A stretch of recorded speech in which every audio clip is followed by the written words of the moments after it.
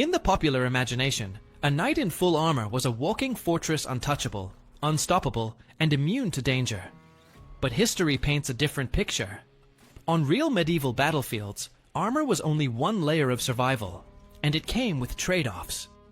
Clever tactics, specialized weapons, the limits of human endurance, and the unpredictable chaos of war all chipped away at the protection that steel could offer.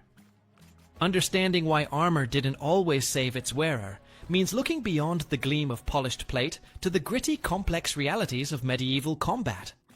Number 1. Armor wasn't invincible. In popular imagination, medieval armor feels like a nearly magical steel shell, surrounding the knight impenetrable and dependable.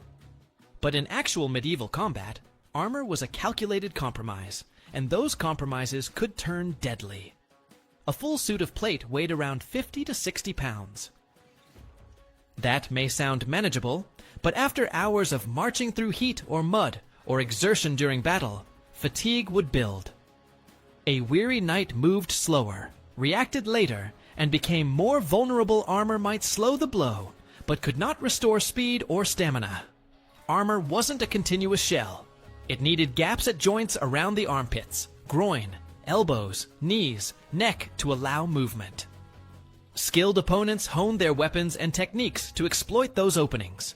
Weapons like the estocalon, stiff, point-only sword, and polearm spikes were crafted specifically to slip into those gaps and thrust between plates. Even if armor stopped penetration, force could still be deadly. Blunt weapons maces, warhammers, flanged maces didn't need to break the armor. A crushing or concussive blow could dent the steel enough to fracture bones or deliver concussive trauma inside the helmet, effectively neutralizing the knight even if the armor remained intact. Protection came at a price beyond fatigue and mobility. The visibility of armor made its wearer a beacon on the battlefield. Knights were valuable, either for ransom or prestige, so they were prime targets. That attention increased the likelihood of being overwhelmed or singled out, regardless of how strong the armor was. When it came to projectiles, not every arrow was equal, and armor couldn't just stop them all. Broadhead arrow tips encouraged bleeding wounds, but were less effective against metal.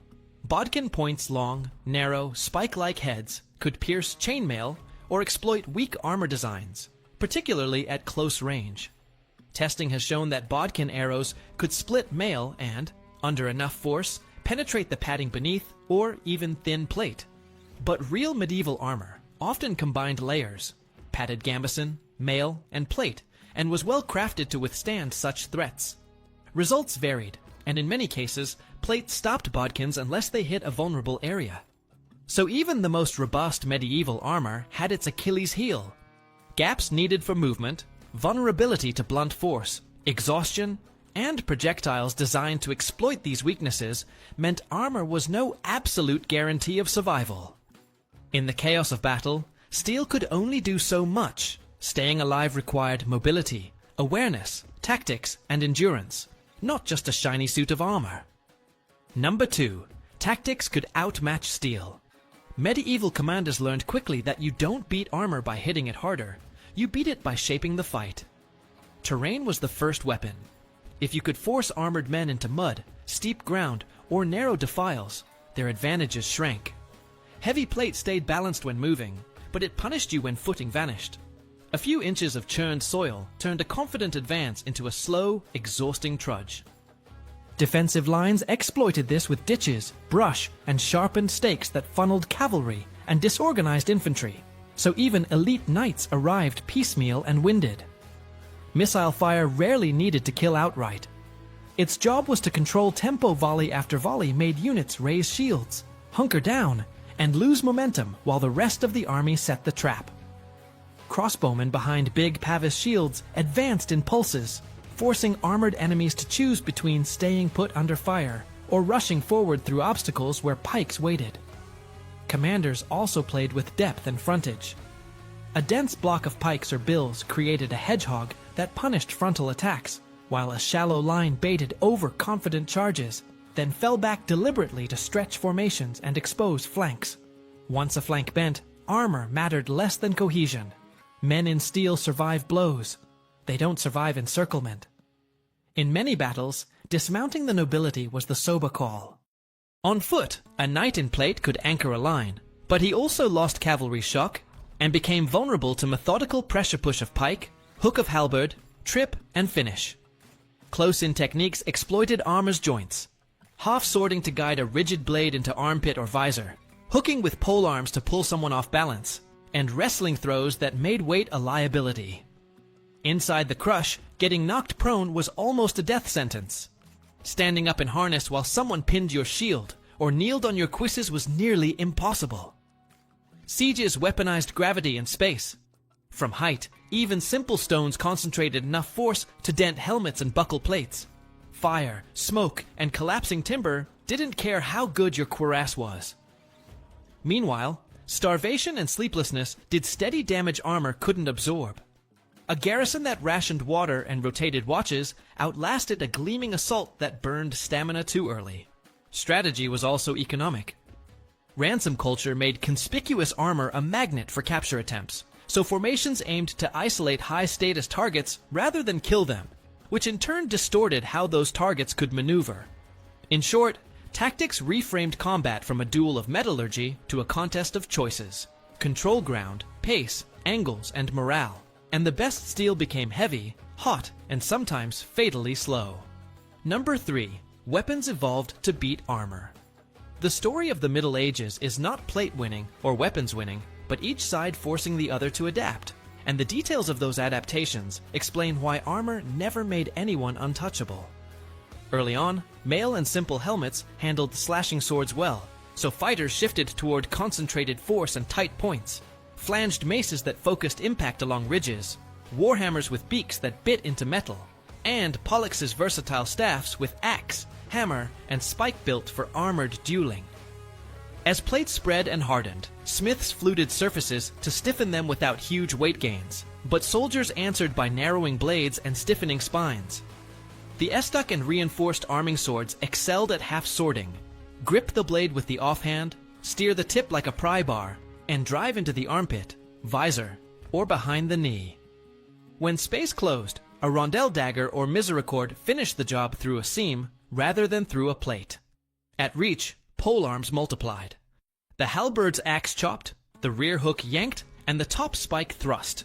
The bec de corbin specialized further, delivering punchy, crow's beak blows that dented or cracked plates, then used hooks to pull riders down where weight turned against them.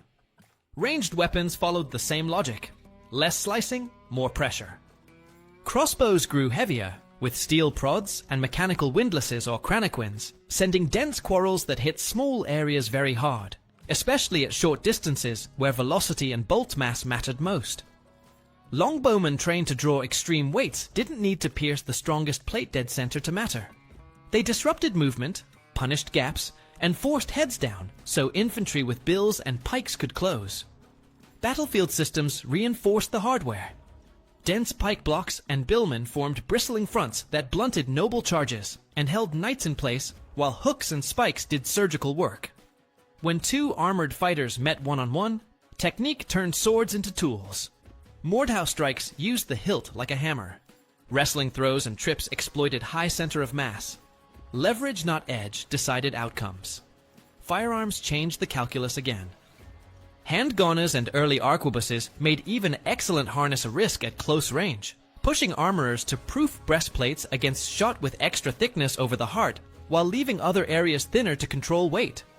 That worked for a while, but it raised costs and still didn't solve the blast of smoke, shock, and penetration at near distances. By the late 15th and early 16th centuries, many cavalrymen adopted three-quarter suits and more flexible gear, accepting that speed, formation discipline, and coordinated fire and pike would do more to keep them alive than another few millimeters of steel. In every phase, the winning move wasn't to swing harder at the broadest plate. It was to focus force, control position, and attack where metal had to give way to human movement. Number 4. The human factor. Even the finest harness couldn't rewrite biology, and that's why so many well-equipped fighters still failed under pressure. Heat was the first enemy. A closed helmet trapped warmth and moisture, so within minutes, sweat streamed, vision blurred, and every breath felt thicker. Eye slits narrowed the world to a letterbox, peripheral cues that keep you safe, someone circling left, a spear angling low. Arrived late or not at all. Hearing dulled under steel and padding, which meant shouted orders, drum signals, or a warning from a friend could vanish in the general roar. Armor moved with the body, but never as freely as bare limbs. Once heart rate spiked and legs filled with lactic burn, footwork slowed, and slow feet lose fights. Knights trained hard riding with a lance, half-swording, grappling in gear, but campaigns added what the training hall couldn't. Broken sleep, bad rations, wet clothes that rubbed skin raw, and marches that drained reserves before weapons even crossed. Thirst and lost salts made hands clumsy, fine motor control dip,